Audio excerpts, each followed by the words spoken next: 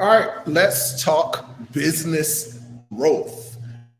So I want to talk about growing your business through or merge.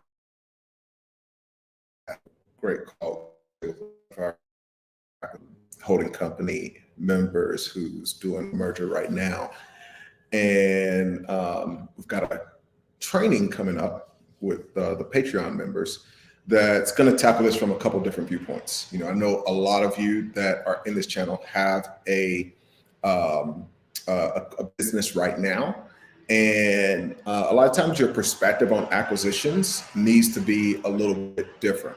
So if you're somebody that already owns a business, how you go about acquiring a business should be different than somebody who's starting from scratch. On the other side of this, there's a really big opportunity. I know I talk about it from the perspective of Good Merger, I'm a merger specialist, but there's an opportunity for anybody of Good Merger to become a kind of consultant. So I want to talk about what is how you make money. And so on the next call, y'all will get the in. Also, just want to let the Patreoners know we're going to be all and diving into strategy. And so whether you're in a business right now, which, like I said, the Patreon members are old from scratch, getting some of these spaces can help either side grow. So being a merger consultant is still a big opportunity to leverage this strategy for other businesses if you don't have your own business. So let's just talk the high level 5 steps of how you want to think about this, whether you're doing it for another company or for yourself. The first thing that a lot of people don't do is they don't define their acquisition criteria. And sometimes that can be boring. Like, we're kind of born to be hunters. And so the first thing we want to start to do is just, I'm going to go hunt. And so we get a little bit of an idea of what could be the types of businesses that I want to buy, and then you just start looking for them. When really we go through the holding company program, we're doing a whole series of things, but we're basically looking and we go through 3 steps to figure out the strategic types of businesses that are going to be the best thing for you. And here's the thing, we go through those 3 steps even for about half the members right now are in major businesses. They have over 7-figure businesses. Everything other than that, I basically kind of consider you're in the individual stage. So the other half are either below the $1 million or it just individuals and they don't really have a business. And so we've got to have businesses, they're franchises, but it's not a substantial business at this point. So I want to talk a little bit about what you can do when you're thinking about this criteria. The first thing is really planning it out. It's almost like a business plan. So the same way that if you were going to start a business, you would have this business plan, you're really figuring out not just what type of business, what's the size, what should their demographic of their customers be, what should the traffic sources be. And so this is a little bit more work than the average person is doing, but it's real important that you're setting the criteria. So that's step number 1 before you get into anything. And then you just obviously have the basic things, the size of the business, the location, revenue, profitability, price, seller financing. There's a lot to say. We're going through this process with our clients. It's a lot. The second thing is researching the potential acquisition targets. Now, one of the really cool things about this is once you define that and you start to research, you start to realize there are all of these peripheral opportunities that maybe you didn't consider. As you start to research the target, you may realize, it's better for me to buy the supplier of our industry because I didn't know that they were supplying them. There's also supplying me. That's going to get me in a place where I'm going to be able to be kind of at the center of our industry. And so as you research these other businesses, you start to realize the real opportunity. And then there's also the research of what are they doing that I'm not doing? So there are all these things, and so there's a criteria thing that you want to go through that you may just get a benefit of today, or you may realize we've got this other opportunity that exists. But at the end of the day, obviously, a core part of the research is if I acquire this business. We break research into two parts. One is what's going on in the business? What can I benefit from? What are the other opportunities that exist for me to acquire other players in my space? And so that's one part. And those are things that you can that can come into your business and benefit today. The other part is how can we acquire this business and what would be the strategic benefit? So when I'm buying a business today, everything is strategic. So we're only buying things that are going to be a 2 + 2 = 10 scenario. So what that means is we've got this business over here with this clientele. This is the kind of the most simple version that if we buy this other business, we know we can immediately provide this service that we don't have access to this database of clientele, and it's going to increase the income of the business from the referral fee and obviously the business that we acquired. And so if you can buy a business in day one, get access to a whole new set of clients for your business and double your business without it being a competing service for the business you're acquiring, that is a great play. And so that's what we're really focused on. I was talking to one of our acquisition holding company program members, and we're talking about, she was like, well, I'm negotiating this deal, and she's like, I know Ace wouldn't go for this deal structure that they want.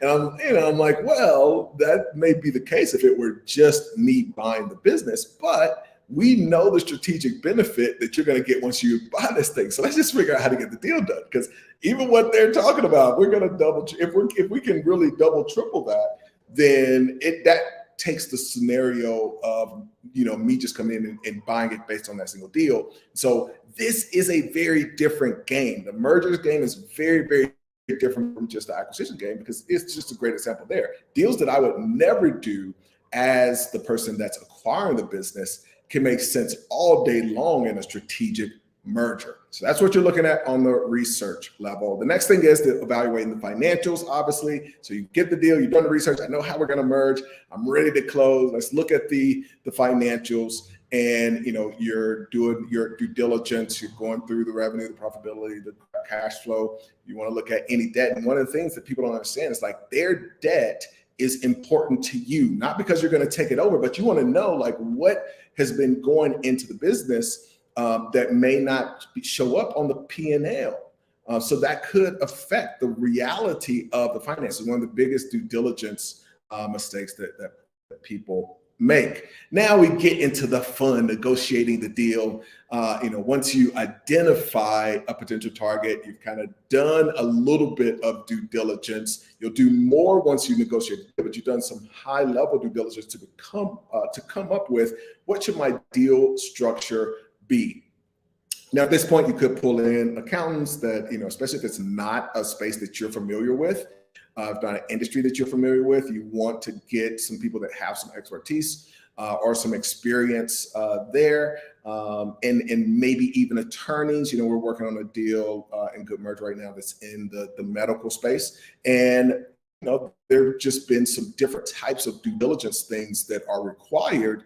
And, if you're coming into the space and you've never done those deals, again, side note, it's one of the reasons that I recommend that everybody become a Good Merger broker. It's like, you just get to see a lot of different industries. So now we get in this totally rare space of medicine, we get to go through due diligence in that deal. But, it's just with every deal, it's like, just this year, from finance companies to real estate companies to medical companies, we get to go through that due diligence, and then we become more and more valuable to our clients the more that we are doing those deals, because we bring all those perspectives to each due diligence. And so you, as a person that's doing mergers for your business, or somebody who's doing acquisitions, you become more and more valuable the more that you're doing this. And it's really an opportunity too for you folks that are interested in becoming merger consultants to companies to build up without that experience, there's, at this point, being in this stuff 20 years, it's just very few businesses that I haven't seen, I haven't come across, haven't done some level of due diligence on or helped a client close on. So that becomes really valuable. You're increasing your internal net worth, which I think is the most important net worth to increase. The other thing is integrating the merger. This is where we do this is the real work. When you start to integrate those companies, you're doing two things. One is you want to make sure that it works. You know what I mean? So just like the company as it is, does it work? But then the other thing is you want to make sure you're getting all of that strategic value that you planned on getting.